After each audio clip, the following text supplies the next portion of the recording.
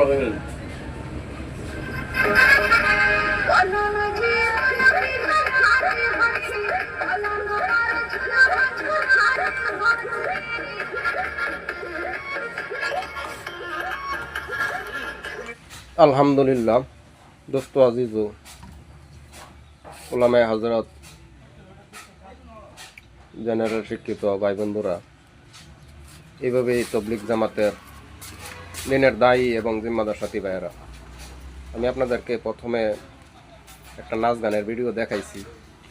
আসলে এটার উদ্দেশ্য এটাই যে আজকে এরকম নাচ গান পৃথিবীর কোন প্রান্তরে, মুসলমানের কোন গাঁয়ের মাঝে, মুসলমানের কোন বস্তির মাঝে হইতেছে না আপনি আমাকে বলেন। আজকে মুসলমান কোন গুনার মাঝে মশগুল নাই, মুসলমান কোন এরকম আল্লাহ নাফরমানি যেটা নাকি মুসলমানের মাঝে নাই। আজকে বাংলাদেশের যত আলিম আছে, মুফতি, মুহাদ্দিস, কারি, তাদেরকে আমি বলতে চাই, তারা এই দাওয়াতে তবলিগের মাঝে একজনে দুইটা কথা ভুলি বইলা ফেলছি। এটার কারণে এই তবলিগ জামাতের যত সাথী জিম্মাদার আছে, আমি এমনও শুনতাম পারছি যে তারা নিজামুদ্দিনের কোনো জামাত কোনো মসজিদের মাঝে ঢুকতে দেয় না।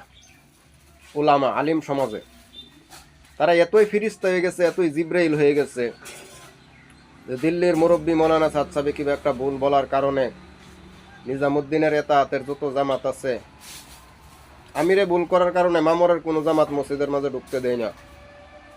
এত বড় বড় জিব্রাইল, আল্লামা মুস্তাকুন নবী, আল্লামা মামুনুল সাহাব, এভাবে যত সাহাব আছে তাদেরকে আমি বলতে চাই বাংলাদেশের, যে আপনারা ছোটখাটো একটা ভুলের কারণে আজকের দিন ওই তবলিগ জামাত কলিমা জানে না, নামাজ জানে না, রোজা জানে না, সূরা শুদ্ধ নাই, এই জামাতগুলো আল্লাহর রাস্তায় বাহির হয়ে যায়, মসজিদও যায় তারা দিন শিক্ষা করার জন্য, এই জামাতগুলো মসজিদে ঢুকতে দেয় না।